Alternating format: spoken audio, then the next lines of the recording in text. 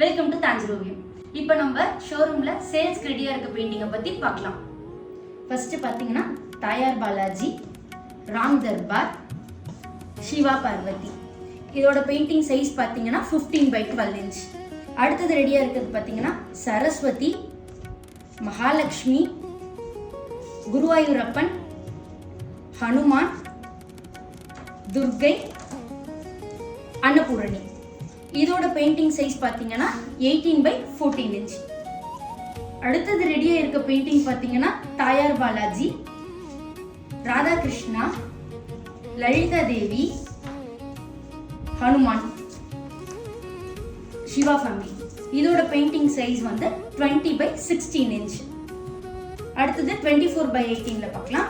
Balaji, Gajalakshmi.